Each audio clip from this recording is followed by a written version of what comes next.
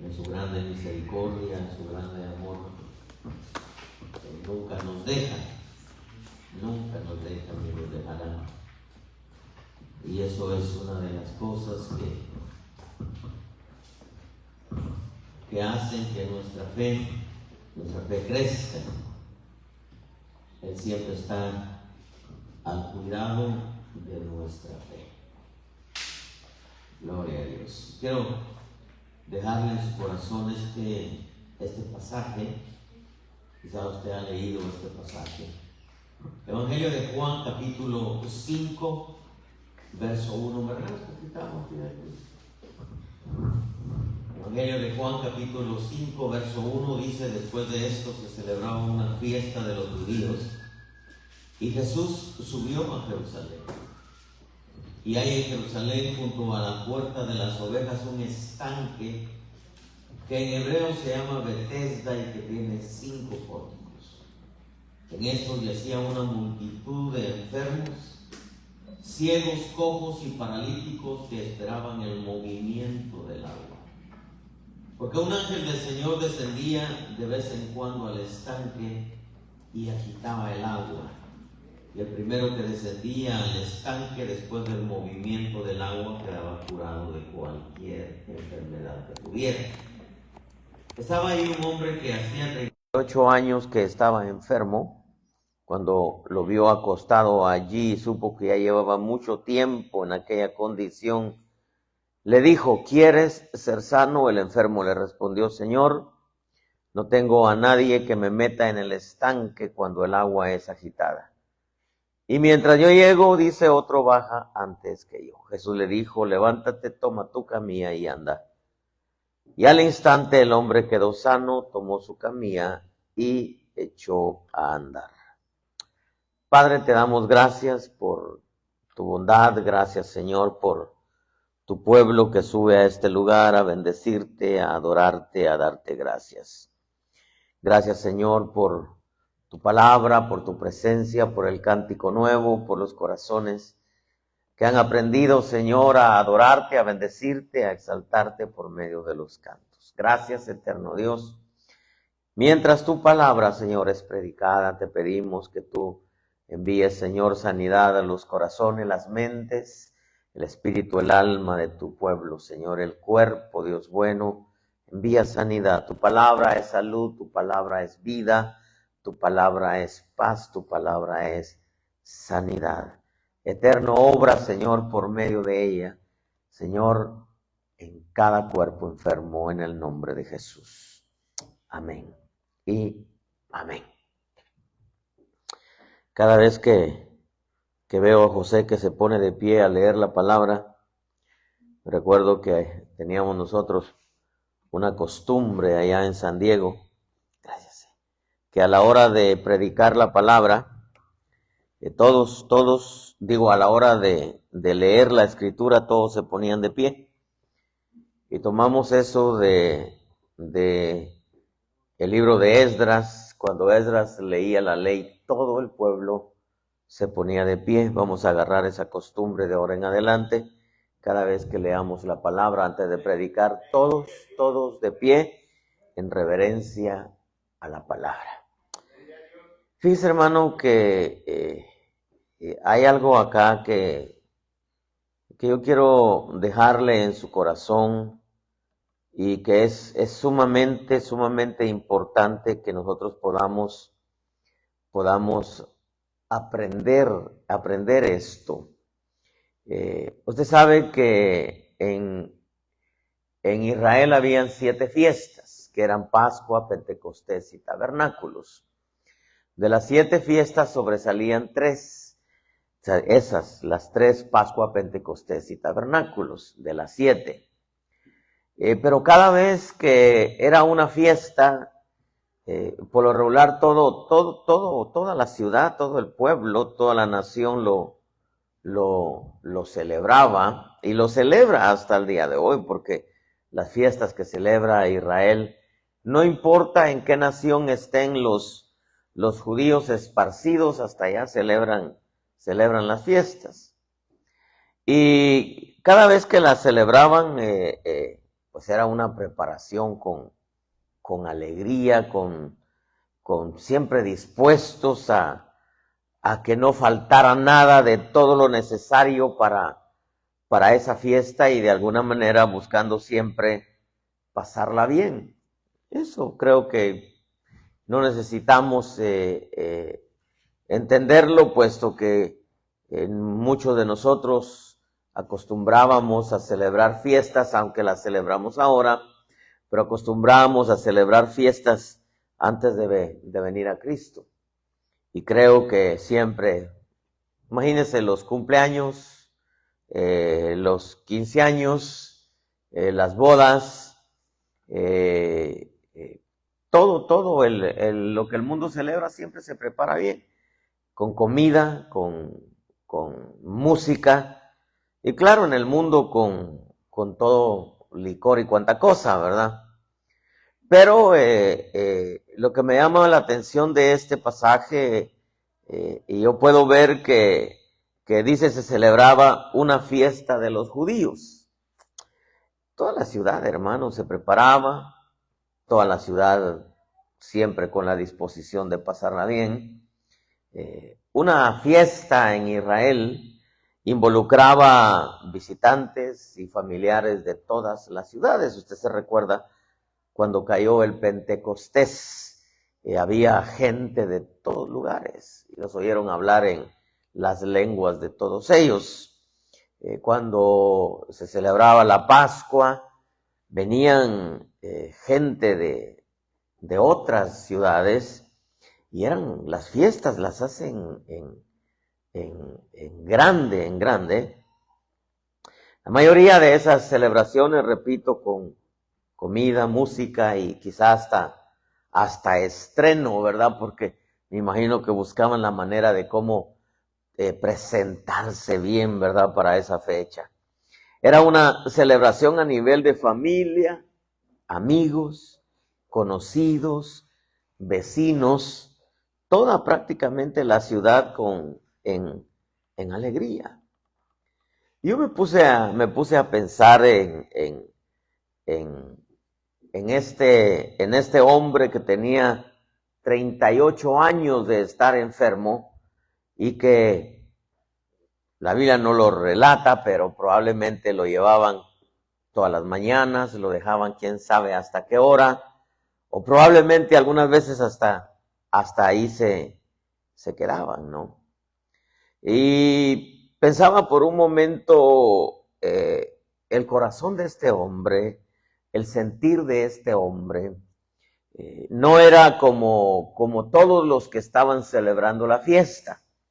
Él lo único que quería era, imagínense, 38 años, estamos hablando pues de media vida prácticamente, si es que se viven 76 años, ¿no? Hermano, es asombroso, y cómo Jerusalén estaba llena de enfermos, y lo relata el pasaje, paralíticos, cojos, ciegos, etcétera, ¿no? Y creo que había un abismo entre el sentir de aquellos que estaban sanos, que probablemente estaban abundados, probablemente no tenían necesidad de nada, probablemente no les faltaba nada, y aquellos que había una multitud, dice, había un grupo bastante grande, verso 3, yacía una multitud de enfermos, ciegos, cojos, paralíticos, que esperaban el movimiento del agua. Ya cuando la Biblia dice una multitud, estamos hablando de algunos cientos de enfermos.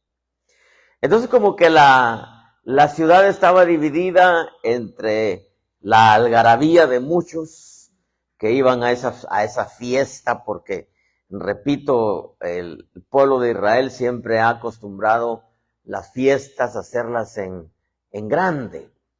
Y por otro lado, toda aquella gente ciegos, cojos, mancos, y esa multitud que se reunía ahí porque bajaba un ángel y movía el agua, y el primero que bajaba, imagínense, era solamente uno. El primero que bajaba era sanado. Ni siquiera eran muchos. Entonces creo que todos estaban a la expectativa de bajar primero. Este hombre no tenía nadie que lo metiera al agua, así que sus probabilidades eran mucho menos que de todos los que estaban ahí. Imagínense, habían ciegos que no podían ver qué estaba pasando.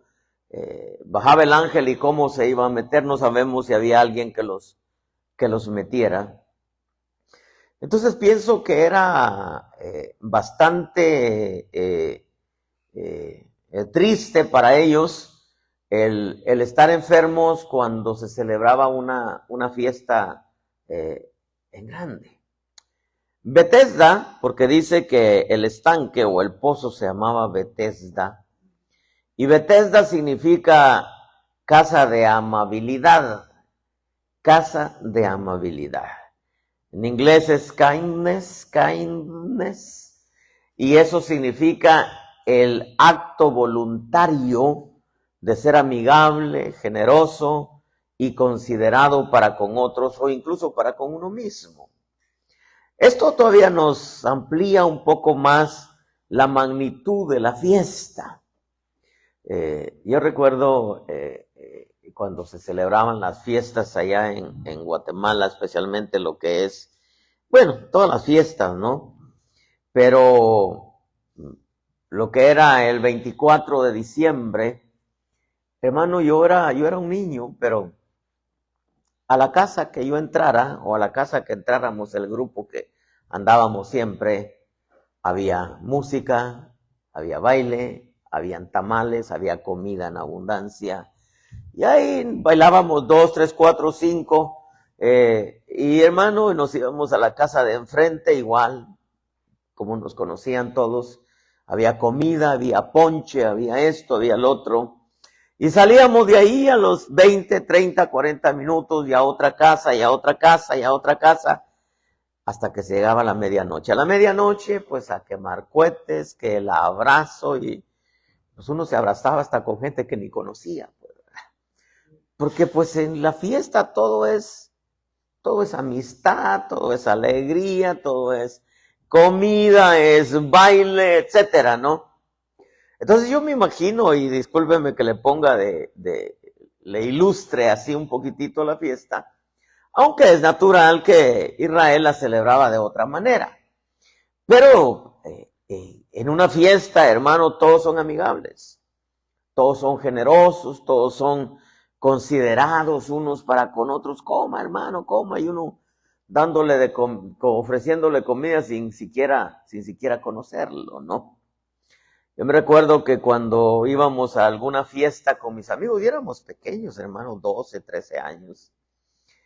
Como todos mis amigos eran músicos, pues dejaba de tocar el grupo, la marimba o el grupo que estaba tocando, y todos ellos agarraban que el bajo, que el piano, que la guitarra, que la batería, que los metales, y todos agarraban, hermano, y yo era uno de los que cantaba, 12, 13 años, pequeño. Pues se ponía tan bueno el ambiente, porque eran buenos músicos todos los bandidos. Yo nunca se me dio o quise aprender un instrumento, pero se ponía alegre todo a tal grado que por último paraban los músicos todos borrachos y cuanta cosa, y toda la chirizada, y como dicen todos los niños, terminaban la fiesta.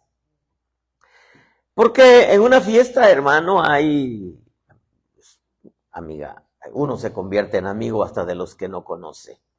Uno es bien generoso, etcétera, etcétera, ¿no? Pero me puse a pensar en el abismo existente entre de corazones a corazones, porque por un lado una fiesta a nivel de familia, a nivel de amigos, vecinos, conocidos, por otro lado un grupo con tremendas necesidades, ciegos, cojos, mancos. Quizá, hermano, en la algarabía de la fiesta muchos incluso fueron a aventarlos ahí para poder los familiares y los conocidos y etcétera, tener la fiesta por allá mientras el ciego, el cojo, el manco y todos los necesitados por allá esperando que bajara el ángel. Ellos no estaban pensando en la fiesta. Estaban en el estanque de Betesda, en plena fiesta, imagínense. Entonces, unos por un lado celebrando a todo lo que da y otros por otro lado esperando la oportunidad. Bajaba el ángel, hermano, en la misma ciudad, junto a la puerta de las ovejas. La versión King James dice el mercado de las ovejas. El estanque estaba junto al mercado de las ovejas, o sea, donde vendían y compraban las ovejas. Pero había, hermano, un montón de enfermos. Esperaban que el ángel de vez en cuando agitaba el agua cuando descendía. Yo por un momento me puse a pensar, no estaba en las manos del ángel, hermano, a quien sanar. Él, su comisión y su función era solamente que descendía y movía el agua. Él no decidía a quién sanar, él no decidía a qué hora descender, no estaba en sus manos avisarles a algunos a qué hora se iba a descender. Entonces era una expectativa en que a ver quién descendía primero. Todos los enfermos, me imagino, que buscaban la manera de estar lo más cerca posible del pozo. Pero muchos de ellos ni siquiera tenían la esperanza de que alguien los metiera, como dijo este hombre de 38 años, enfermo: no tengo a nadie que me meta en el estanque. Algunos con más discapacidades de otros. El ángel que movía el agua, me pregunté por un momento, ¿cómo fue esa manifestación? ¿Cómo era esa manifestación de ese ángel? ¿Era visible? ¿Era invisible? Bajaba, lo miraban, ellos esperaban el movimiento del agua y a la hora de mover el agua, pues el primero que se metía al estanque era el que era sanado. Los demás tenían que esperar la próxima vez. ¿Cuánto había de esa vez a la siguiente vez? De pronto, hermano, me puse a pensar cuando él entabla la plática con el Señor, porque llega el Señor por ahí, entabla la plática con él y cuando Jesús dice lo vio acostado allí, según el verso 5, supo que llevaba mucho tiempo en aquella condición y le hace una pregunta: ¿quieres ser sano? Pues el enfermo le dijo: Señor, no tengo a nadie que me meta en el estanque cuando el agua es agitada. Y mientras yo llego, pues otro baja antes que yo. Las palabras de Jesús le dicen: mira, toma tu camilla y anda. Al instante el hombre quedó sano, tomó su camilla y echó a andar. Yo meditaba un poquitito en esta historia, pensando un poquitito en cómo se movía todo lo que era la fiesta en Jerusalén. En esa fiesta donde todo era amabilidad, todo era generosidad, pero todo eso era en la celebración de la fiesta. Todos ahí, entre vecinos, entre amigos, entre compañeros de trabajo, entre familiares, en la misma familia, los hijos, los padres, los tíos, los abuelos, yernos, nueras, etcétera, etcétera. Todo era generosidad, todo era amabilidad. Ahí donde estaba esa multitud, ahí no existía eso. Ahí no había amabilidad. Ahí no era: hey, tú enfermo, métete primero. Ahí no había amabilidad, hermano. Ahí no había generosidad. Ahí había: yo tengo que entrar primero, porque yo quiero ser sano. Todos querían ser sanos. Pero mire nomás qué abismo entre toda aquella generosidad y amabilidad y compañerismo y amistad y parentesco y familia y música y comida que había entre todos los que estaban celebrando la fiesta. Allí en ese grupo de enfermos, que era una multitud, ahí no existía la generosidad, ahí no existía la amabilidad, ahí no existía, hermano, el parentesco. Ahí el primero que bajaba, todos querían bajar primero. Ahí, hermano, no había amigos. Los amigos desaparecían. Mientras que los que celebraban por allá, los amigos abundaban. Allí en esa situación los amigos desaparecían.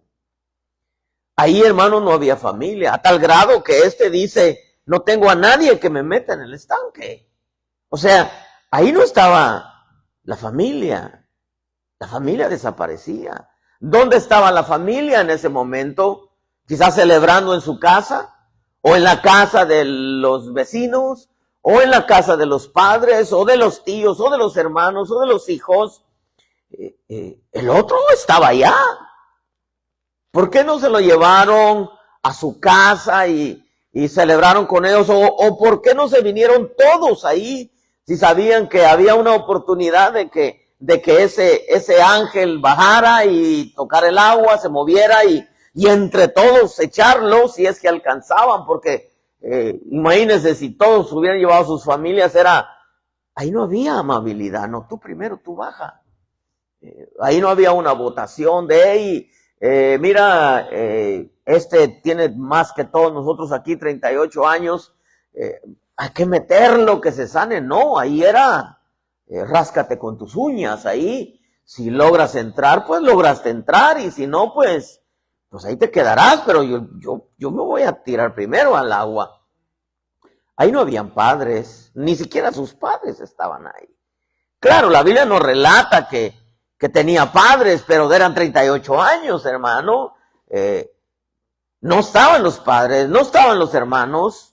Israel acostumbraba a tener hijos por montones. Pues me imagino que tenía hermanos, tenía conocidos, vecinos, lo conocían. No habían, hermano. No estaban los padres, no habían conocidos. Es más, los conocidos se convertían en desconocidos. Todos los que estaban ahí eran sus conocidos. Unos ciegos, otros cojos, otros mancos, unos mudos, otros sordos, hermano, otros paralíticos. Todos esos conocidos se convertían en desconocidos. El ángel que bajaba de vez en cuando, para el enfermo, el ángel probablemente lo conocía, probablemente no lo conocía. ¿Sería el mismo ángel el que bajaba o era diferente ángel? ¿Cuándo bajaba el ángel? ¿A qué hora bajaba el ángel? Ellos no sabían. De vez en cuando bajaba el ángel. Entonces me puse yo a pensar, hermano, mire, entre los creyentes en veces pasa lo mismo. Entre nosotros como pueblo de Dios pasa lo mismo. Porque en veces en veces cuando algo se nos complica o cuando tenemos algún problema, los amigos desaparecen. Los amigos no están ahí. Cuando se nos presenta una necesidad, hermano, los amigos desaparecen. ¿Sabe qué es lo más tremendo? Que en veces la familia desaparece. La familia desaparece, hermano. En veces no cuentas con papá, no cuentas con mamá, no cuentas con los tíos, no cuentas con los vecinos. Y es como muchas veces la frase que le acabo de mencionar, uno tiene que rascarse con sus uñas. ¿Por qué? Porque todo desaparece. Nosotros en veces llegamos a la iglesia, usted no sabe mis necesidades, yo no sé sus necesidades, yo no sé sus luchas, usted no sabe las mías. Ustedes conocen mis guerras, yo conozco las suyas. Yo no sé cómo está su familia, sí sé cómo está la mía, sé por las cosas que pasamos. En veces yo no sé las cosas por las que ustedes pasan, hermano. Muchas veces, así como estaba todos esos enfermos ahí, muchas veces Dios nos deja solos. Y no para que nos rasquemos con nuestras uñas, porque Él nunca nos va a dejar que nos rasquemos con nuestras uñas, hermano. Él siempre va a estar ahí para nosotros. Él siempre va a llegar a tiempo. Y eso es, hermano, algo que nosotros tenemos que aprender en este camino. Esta es una escuela, hermano. Esta es una escuela que todos tenemos que aprender. ¿Cuántas situaciones? Porque en veces pareciera, hermano, que no tenemos necesidades, que no tenemos batallas, que no tenemos luchas. En veces quizá usted me ve subir aquí al púlpito Usted no sabe cómo. Yo por lo regular es muy raro que yo manifieste que esté triste, hermano. Es muy raro, hermano.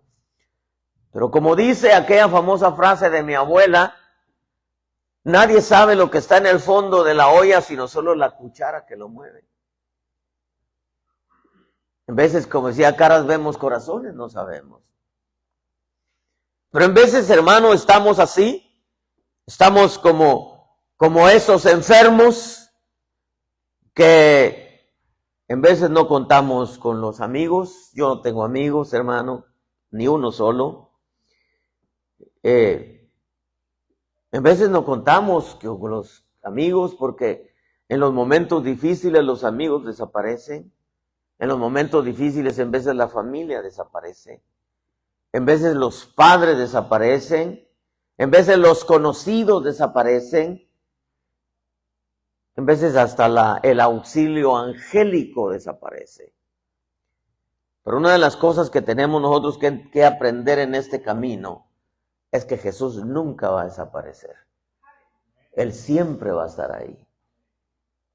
Si por X casualidad sabemos un poquitito qué es lo que está pasando, es porque a lo menos yo, pues porque a veces alguien se me acerca y me comenta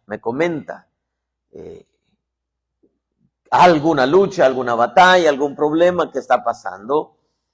Pero regularmente no acostumbramos a contarnos nuestros problemas. Hay muy pocas mentalidades que abrazan el problema y oran por la situación y se ponen en los zapatos de la persona para poder interceder, pedirle a Dios que ponga su mano. Pero imagínate si le abres tu corazón a un envidioso, que lejos de orar se va a alegrar por lo que te está pasando, se va a reír o quizás hasta va a decir como aquellos que dicen, oh, qué bueno que le vino para que aprenda, ¿verdad? Porque hay esa clase de mentalidades, hermano. Y una de las cosas que nosotros tenemos que aprender en este camino, yo no sé si a usted le ha pasado, en veces hay gente, hermano, que pasa por momentos de alegría, todo está bien, todo le abunda, hermano, tiene trabajo, nada le falta, se da el lujo de comprar esto, comprar aquello, mientras otros apenas están ajustando para la renta, apenas si lograron pagar su teléfono, porque ahora el teléfono ya no es un lujo, ahora es una necesidad. Entonces, nos damos cuenta, hermano, que esta es una escuela por la que todos pasamos, hermano, pasamos por esta escuela. A veces nos vamos a encontrar, hermano, con que en un momento de necesidad no están los amigos, los conocidos, la familia. ¿Dónde está el pastor? Porque el ángel está ahí, ¿dónde está el pastor? La congregación, ahí estaba todo el estanque de Betesda, que era la congregación, hermano.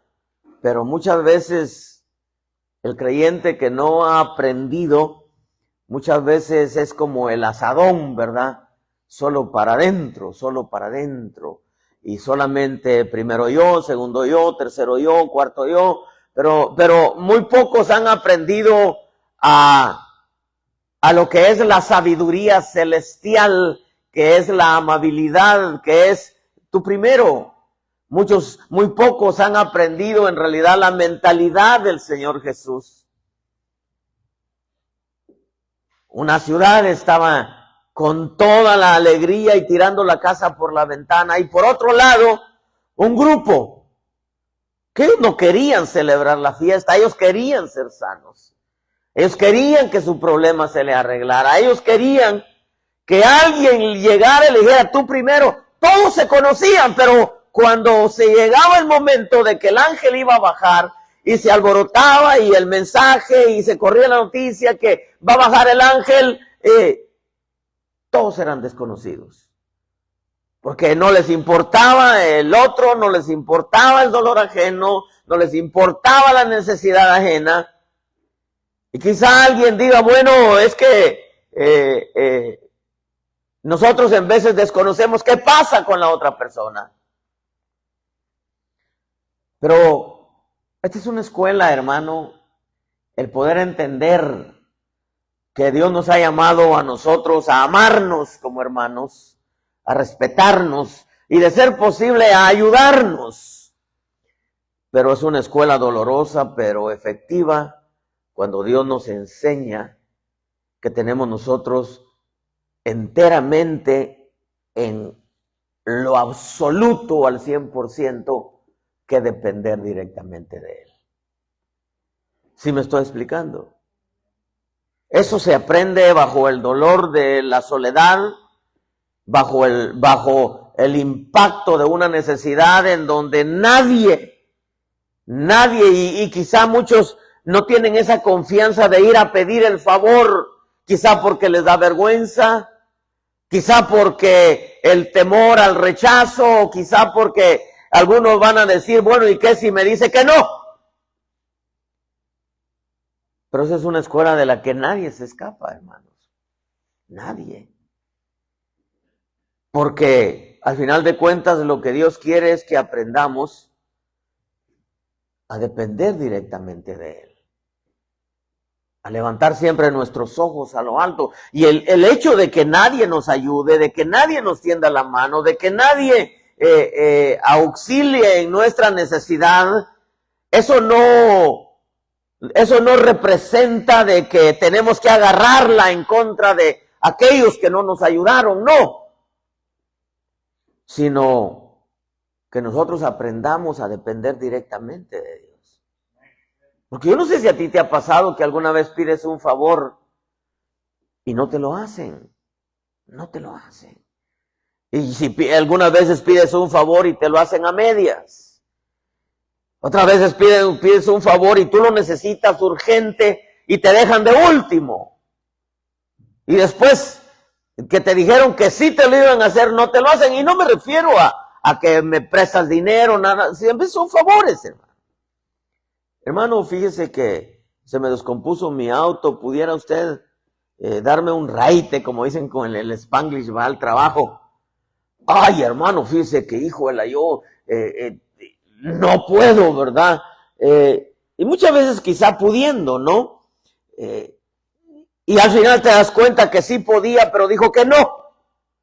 Eso no nos da la permisión de agarrar algo en contra de la persona, sino entender que aunque todos, hermano, te vuelvan la espalda, que aunque todos te dejen, va a haber uno que nunca te va a dejar. Y ese se llama Jesús. Por eso, hermano, cuando pides un favor y no te lo hacen, no lo agarres en contra del hermano. No lo agarres en contra de la hermana. Es Dios enseñándote a que siempre esperes en Él. Y yo no digo que no hay que tocar, porque la Biblia dice que al que toca se le abre, al que busca halla y al que pide se le da. Pero en veces, hermano, los amigos desaparecen, en veces la familia desaparece, en veces los conocidos desaparecen, hermano. En veces ni el pastor está ahí, ¿verdad? Pero Jesús siempre va a estar ahí. Y es una escuela dolorosa. En veces tal vez te sientes triste. Te sientes triste por alguna situación, algo te pasó, algo te falta, te quitaron el trabajo, se murió un familiar, o está enfermo alguien que tú aprecias, o perdiste tu cartera, ¿verdad? Algo, hermano, o te levantas con esos días en que no sé qué me pasa, me dice mi esposa, en veces me siento como inquieta, como triste. En veces le digo, fíjate que yo también me siento igual. ¿Por qué, hermano? Porque el alma tiene sus altibajos, esa alma ingrata, ¿verdad? Que tiene sus altibajos y hay que enseñarla siempre a depender del Señor. David decía, levantaré mis ojos a los montes, decía. Y entonces decía, no, los montes representan los hombres. Y entonces David dijo, ¿de dónde vendrá mi socorro? Dijo, mi socorro viene de Jehová, que hizo los cielos y la tierra. Hermano, mira, Quizá alguien no tenga muchas necesidades, pero en el camino, hermanos, se encuentran muchas situaciones en donde tú no cuentas con nadie, hermano. No cuentas con nadie. Pero lo bonito de este camino es que cuentas con Jesús. Eso es lo rico de este camino. No puedes tú, hermano, culpar al hermano, a la hermana, al pastor o a la familia del pastor o al jefe. No culpes a nadie. Debes de aprender a que muchas veces Dios permite esas cosas para que no desprendas tu mirada de Él. Es una escuela dolorosa, hermano, de mucho dolor. ¿Por qué? Porque en veces con los que cuentas son con los que menos están. Con los que les pides el favor y tú estás 100% seguro que te lo va a hacer, son los que se niegan a hacerlo. Y tú no puedes en tu corazón agarrar algo contra esas personas, o hermanos, o familia, sino tienes que aprender a, Señor, por algo, estoy pasando por esto, porque al final tú vas a estar ahí. Es una escuela dolorosa. Si no, preguntémosle al dador de la vida. ¿Cuántos, hermanos, del Getsemaní al Calvario? El Salmo 69 dice en el verso 16, respóndeme, oh Señor, pues buena es tu misericordia, vuélvete a mí conforme a tu inmensa compasión y no escondas tu rostro de tu siervo, porque estoy en angustia, respóndeme pronto, acércate a mi alma y redímela por causa de mis enemigos, rescátame. Tú conoces mi afrenta, mi vergüenza y mi ignominia, todos mis adversarios están delante de ti. La afrenta ha quebrantado mi corazón y estoy enfermo. Y oiga lo que dice, esperé compasión, pero no la hubo. Busqué consoladores, pero no los hallé. Por comida me dieron hiel y para mi sed me dieron a beber vinagre. Imagínese. Si todo lo que se oía cuando él estaba muriendo era puro odio, crucifíquenlo, que se muera, mátenlo, desaparezcanlo, que se baje de la cruz para que creamos en él. Es una escuela dolorosa, hermano. ¿Y sabe qué es lo más tremendo? Que era aquellos a quien él amaba. Imagínese, alguien que usted ama y le pide un favor y usted pensaba que se lo iba a hacer y no se lo hace. Alguien a que usted ama, usted contaba con que lo iba a auxiliar en ese momento y no lo hace. No agarre nada contra ellos, sencillamente es Dios pasándolo por una escuela tan dolorosa, pero al final para que usted pueda entender que van a haber momentos en que todos lo van a dejar. No va a contar con nadie. Y usted los ama. Usted los ama, sean familiares, sean amigos, sean conocidos, etcétera. Usted los ama, pero no están ahí para usted en el momento que usted necesita. ¿Por qué pasa eso en nuestra vida? Yo no sé si a usted le ha pasado, probablemente sí. Quizá no mucho como nos pasa a muchos de nosotros, imagínense, por la posición que tenemos, pero uno aprende, hermano. Aprende que al final usted con el único que cuenta es con el Señor. Y claro, es obvio que en veces en alguna necesidad Dios va a usar a los hombres, va a usar a los hermanos, va a usar a las hermanas, va a usar a otros ministros, etcétera. Pero no siempre es así. Es una escuela donde usted no tiene que desprender su mirada del Señor, porque van a haber momentos en que usted no cuenta con nadie.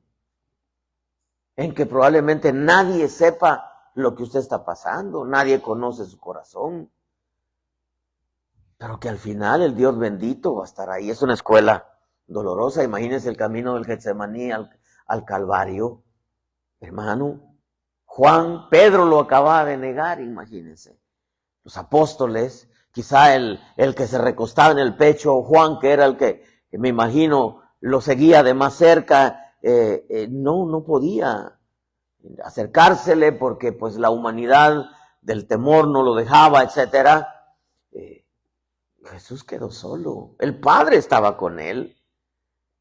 Una escuela dolorosa, hermano, porque cuando todos te dejan y no cuentas con nadie, no puedes agarrarte y contarle tus necesidades a medio mundo porque probablemente te van a escuchar, quizá no te van a ayudar, o quizá van a malinterpretar tu petición o tu queja y van a pensar que lo que quieres es aprovecharte, etcétera, etcétera. Entonces, muchas veces mejor aprendes a esperar en Dios.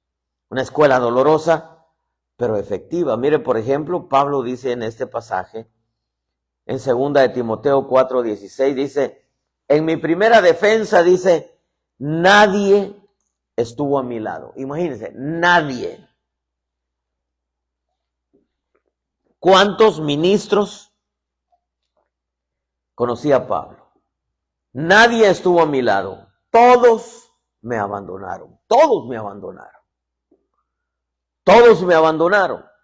Que no se les tenga en cuenta. Pero dice, el Señor estuvo conmigo y me fortaleció, a fin de que por mí se cumpliera cabalmente la proclamación del mensaje y que todos los gentiles oyeran, y fui librado de la boca del león.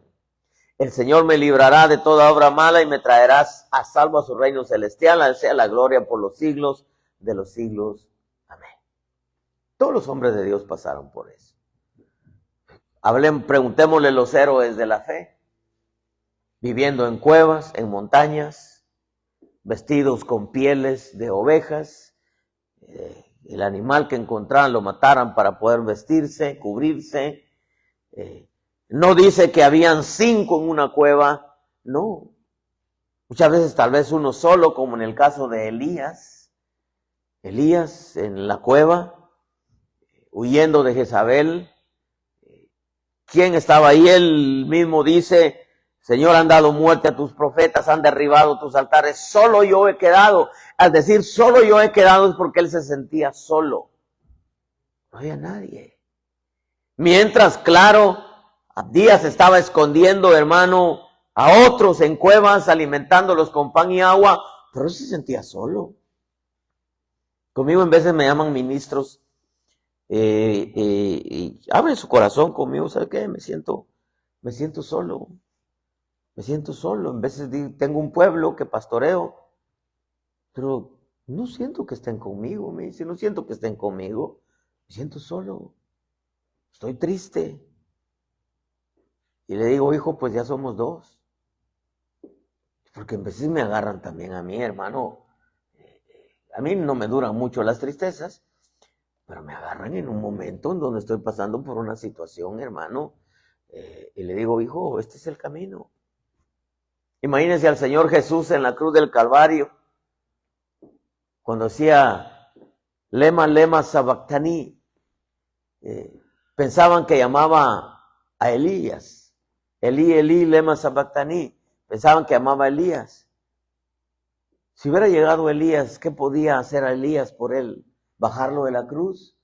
No podía bajarlo de la cruz. Era un propósito de Dios. El Padre estaba con él. Por último, en su muerte, el Padre de Dios. Es una escuela dolorosa que no nos permite culpar a alguien porque no nos ayudó, señalar a alguien o agarrarla en contra de alguien porque en el momento que lo necesitábamos y le pedimos no estuvo ahí. Eso no nos lo permite la Biblia, porque lo que quiere el Señor con esa clase de escuela es que aprendamos a depender directamente de Él. Pablo lo pasó, Jeremías lo pasó, Daniel lo pasó. Todos.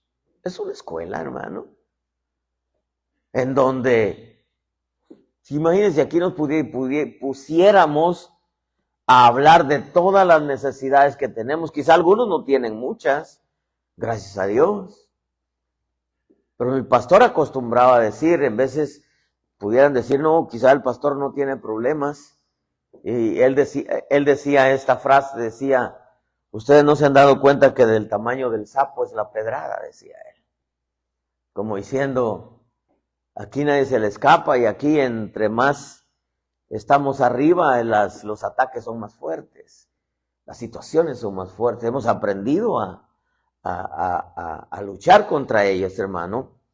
pero hemos aprendido a depender directamente de Dios. Es una escuela dolorosa. Este hombre tenía 38 años, hermano, 38 años, en donde en medio de toda esa fiesta, para él no era fiesta. Él lo que quería era ser sano. Todavía, hermano, con la desesperanza, porque era una desesperanza de que nadie lo podía meter si el ángel bajaba. No tengo a nadie que me meta en el estanque cuando el ángel baja y mueve el agua. La familia no estaba ahí para meterlo. Porque en veces hay necesidades, hermano, en donde la familia no aparece. Los conocidos, ahí todos eran desconocidos. Se iba el ángel y todos volvían a ser cuates. Pues iba a llegar el ángel y no te conozco. Ahí no había, como lo que significa Betesda, ahí no había amabilidad. Porque Betesda, casa de amabilidad, kindness, que significa el acto voluntario de ser amigable, ahí no habían amigos. El acto de ser generoso, ahí no había generosidad. El acto de ser considerado para con otros, ahí no existía eso. Porque ahí era, yo voy a bajar primero. Y si tú no bajas, pues yo voy a bajar primero. Entonces yo quiero ir terminando con esto, hermanos. Esta es una escuela dolorosa, pero es preciosa. Diga conmigo, es preciosa. ¿Por qué? Porque te enseña a depender directamente de Él. Te hace entender que no importa todas las situaciones que pases, Él siempre va a estar ahí para auxiliarte, siempre. Quizá no va a llegar de primero, pero va a llegar. Eso tenlo por seguro. Quizá vas a tocar esta puerta, vas a pedir aquí, vas a buscar allá, y todos te dan la espalda, pero llega el momento en que llega Él y te hace entender que tienes que depender de Él. El ángel, el ministro, el agua, la doctrina, el pozo, la congregación, la familia, los vecinos, los amigos, los conocidos. Es como cuando vas a un velorio, ¿verdad? Y todo dice, lo siento, dice, va. Pero es una palabra que se hace común porque el otro ni su familiar era, ¿verdad? Lo siento, va, pero ni su familiar era. No lo siente. Yo he tenido que decir en velorios, yo no quiero decirle a los familiares, lo siento, porque yo no puedo sentir lo que ustedes están sintiendo. Entonces no puedo decirles lo siento porque no estoy sintiendo nada, les digo. Pero sí debo decirles que este es un momento en que es para reflexionar, ¿verdad? Estoy hablando de cuando me toca algún velorio. Pero ahí en ese grupo, ahí no había alegría. Están enfermos. Ahí no había generosidad, no había amabilidad. Ahí no había música, ahí no había fiesta. Ahí no había comida, ahí no había baile. Ahí cada uno se tenía que rascar con sus uñas. Y quizás sea cruel lo que le voy a decir. Pero como es una escuela dolorosa, en ese camino en veces usted se tiene que rascar con sus propias uñas. Y saber que solamente el Dios bendito, que le prometió estar con usted todos los días hasta el fin del mundo, es el único que va a estar siempre con usted. ¿Entendimos el mensaje? ¿Quiere cerrar sus ojitos? Padre, en el nombre de Jesús, vente, Elmer. Gracias, eterno Dios. Así que no la agarre contra nadie. Si alguien no le hizo un favor, no la agarre contra la persona. Si aquellos con los que usted contaba fueron los primeros que le dieron la espalda, no se preocupe. No se preocupe. No la agarre contra ellos. Sean vecinos, amigos, hermanos, hermanas, quizás hasta el pastor si usted quiere, familiares, porque Dios muchas veces permite que pasemos situaciones para hacernos entender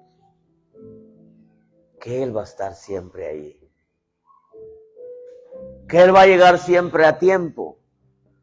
No quiere decir que va a llegar antes, pero va a llegar. Él va a llegar. Él va a llegar siempre, amado pueblo. Él va a llegar siempre, amado pueblo. Él siempre va a llegar y va a llevar la solución, y va a llevar el auxilio, y va a llevar la provisión, y va a llevar la sanidad, y va a llevar la paz, y va a llevar la fortaleza. En este camino tienes que amar a todos, pero depender solamente de Él. Tienes que amar a todos. Y si puedes ayudar, hazlo, porque ese es un legado que Él nos dejó. Cuando alguien te pida un favor y lo puedas hacer, hazlo de todo corazón, y más si es a los de la familia de la fe, porque es como que le estuvieras haciendo el favor al Señor. La Biblia dice que al pobre presta, a Jehová presta. La Biblia dice que a los que hospedan, dice, algunos sin saberlo hospedaron ángeles.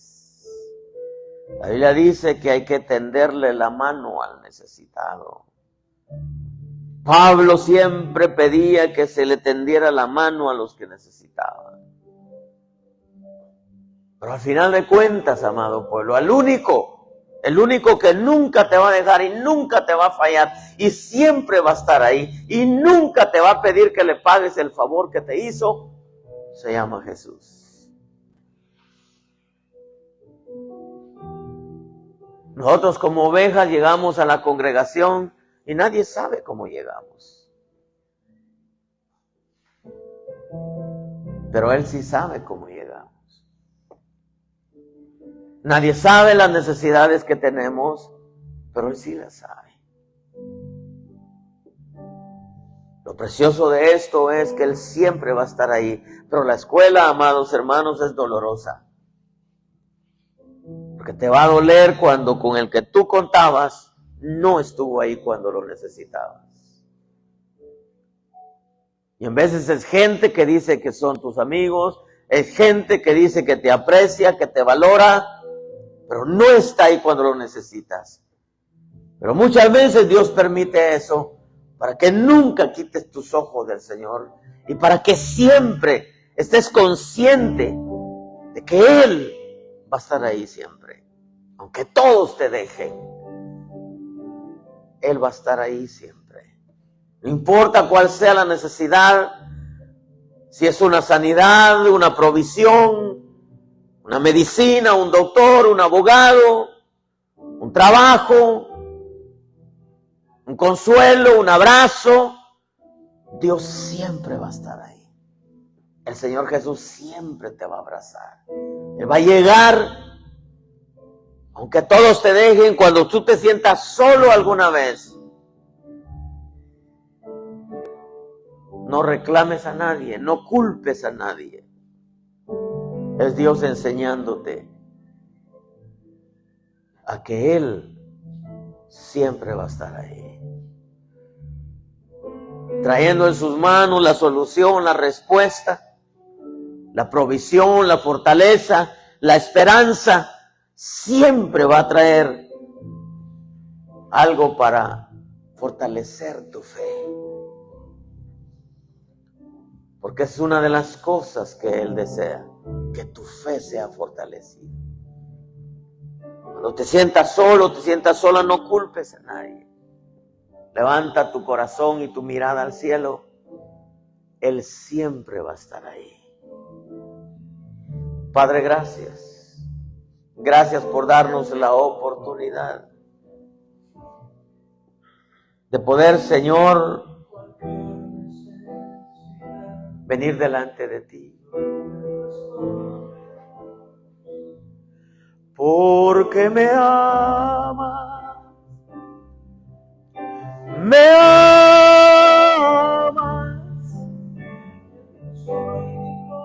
Dile, Señor, gracias. Gracias por estar ahí. Llenas de alegría y paz todo mi ser. En cualquier necesidad tú me restaurarás. Porque me amas, me amas.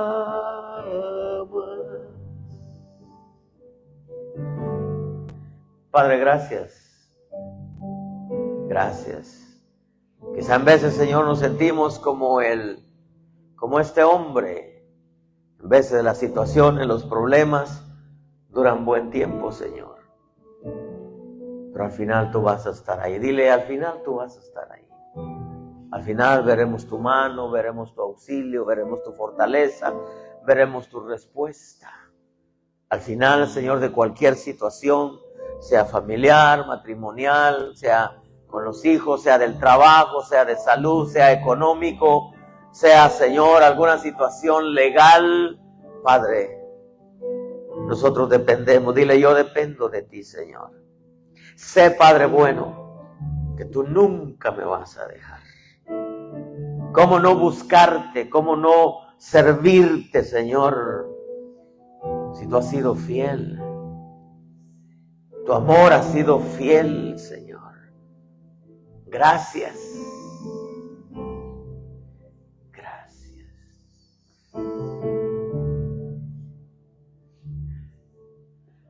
Llenas hoy mi corazón con tu presencia. Llenas de alegría y paz todo mi ser. En cualquier necesidad tú me responderás, porque me amas,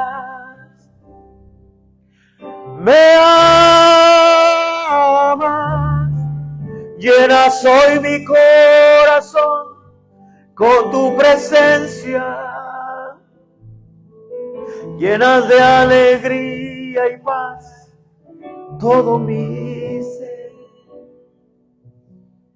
Este es un camino, y termino con esto, pueblo bendito. Este no es un camino de superhombres, supermujeres, ¿verdad? Este es un camino donde Él nos va a enseñar a depender directamente de Él, a esperar siempre en Él.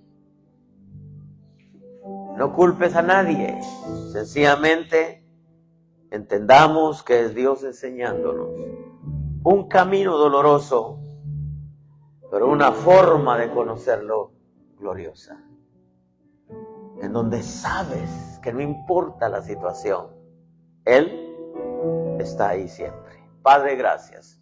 Señor, bendice tu pueblo con paz, con alegría, con sanidad, con provisión, con protección. Gracias, Señor. Gracias. Dale una ofrenda de palmas al Señor.